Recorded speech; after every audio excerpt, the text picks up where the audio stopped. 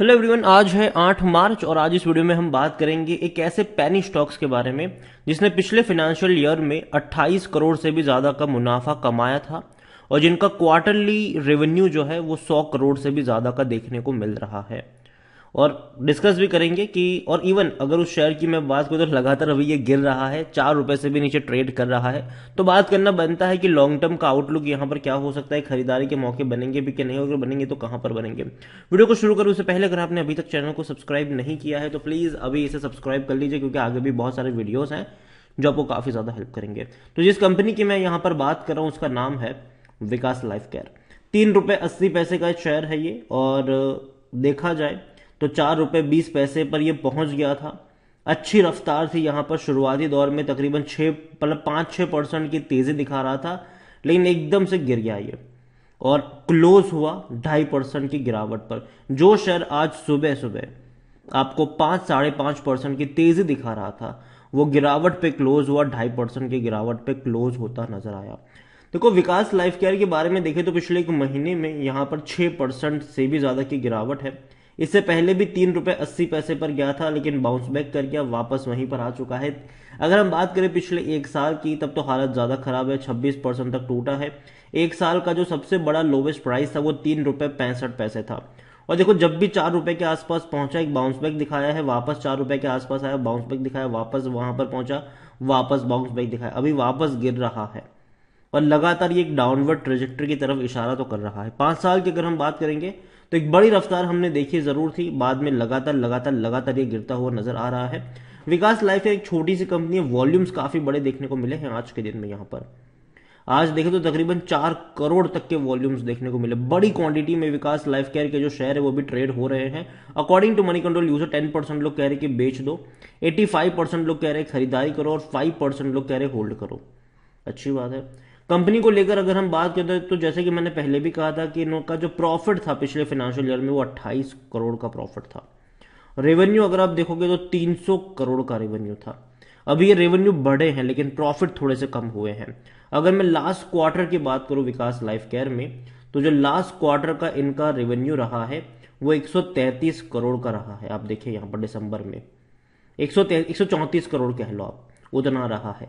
इससे पहले सितंबर में भी 132 करोड़ का इनका रेवेन्यू था।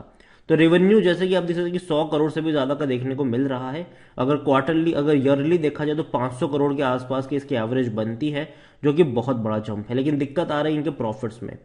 अगर हम बात करें तो लास्ट क्वार्टर में इनका जो प्रॉफिट रहा वो 5 करोड़ 90 लाख के आसपास का रहा। इससे पहले के क्वार्टर में 2 करोड़ 35 लाख। जो कंपनी 28 करोड़ का प्रॉफिट दिखाया था 2022 में, वो 2023 में प्रॉफिट के मामले में गिरावट दिखाएगा। हालांकि रेवेन्यू में बहुत बड़ी जंप दिखा रहा है, प्रॉफिट में गिरावट दिखाएगा।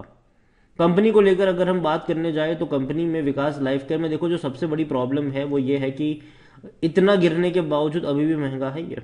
इसका जो पी रेशो है वो 19 का है, सेक्टर पी 13 का है। कोई भी एनालिस्ट खरीदने की बात नहीं करेगा, जाहिर सी बात है। फंडामेंटली उतनी स्ट्रांग कंपनी नहीं है, भले ही आपको प्रॉफिट और रेवेन्यू अच्छे देखने को मिले, लेकिन नीयत प्रमोटर की इस पे शक जा रहा है। 11.36% की होल्डिंग बची है, उनमें से भी 1.43% की प्रमोटर की होल्डिंग गिरवी पड़ी हुई है। अगर आप देखोगे तो हर क्वार्टर में प्रमोटर बेचने के लिए खड़े हो जाते हैं। 15% की होल्डिंग थी, घट के 13 पर आई, घट के 12 पर आई, घट के 11 पर आई। अब पता नहीं अगला क्वार्टर आते आते और कितना कम हो जाए। यहां पर सबसे बड़ी क्वांटिटी अगर आप देखोगे तो रिटेल इन्वेस्टर्स लेकर बैठे हैं, वही यहां पर फंसे हैं।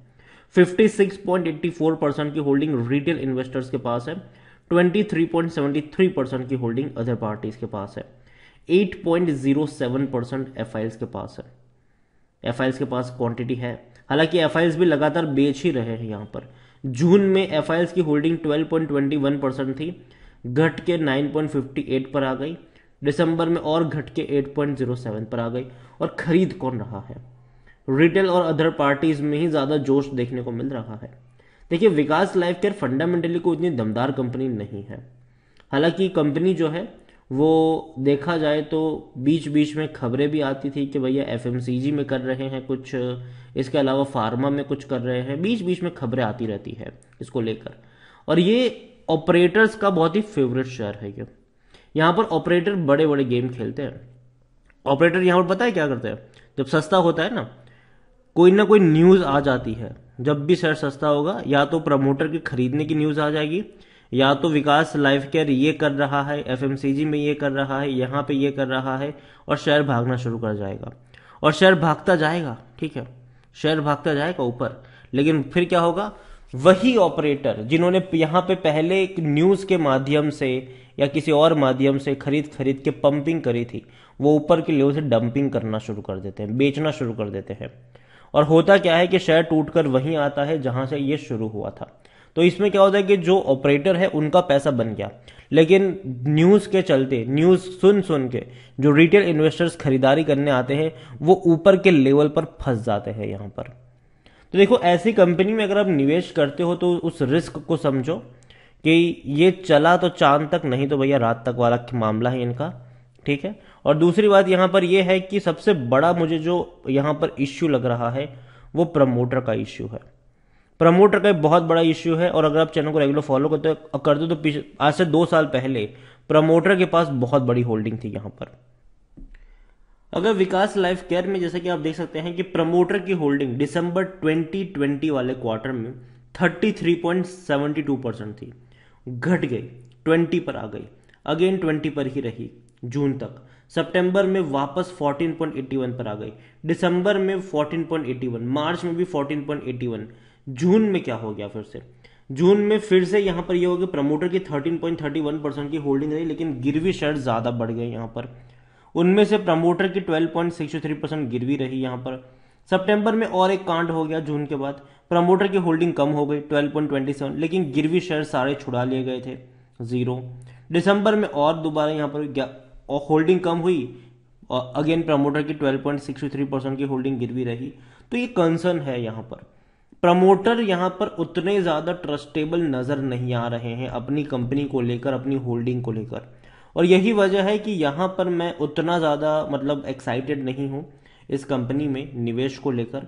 लेकिन हाँ, ये जरूर है कि जब भी एक बॉटम बनाएगा 3-3.5 रुपए के आसपास अगर होगा, तो हो सकता है कि ऑपरेटर यहां पर फिर से घुसे तेजी करवाने के लिए। और अगर आप फंसे हो यहां पर, अगर हाई प्राइस पे खरीदारी करी है, तो बने रहिए, इंतजार करिए कि ऑपरेटर दोबारा कब गेम यहां पर खेलेंगे, और अगर ऊपर लेकर जाते हैं शेयर्स को, तो वो खरीदारी करने की या फिर एवरेज करने की गलती मत करना। ये मत सोचना कि अब यहां से सिचुएशन बदल जाएगी, जी नहीं, वो आपके पास मौका होगा एग्जिट करने के लिए।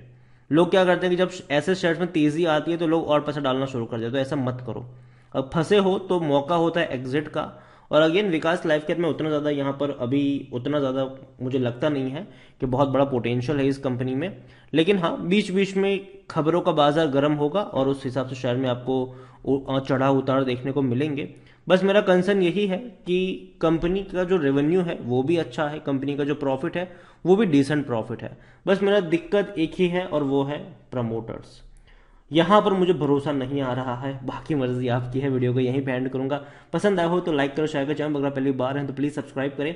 और विकास लाइफ केयर के बारे में आप क्या सोचते हैं वो भी आप मुझे कमेंट में लिख के बता सकते हैं। Thank you.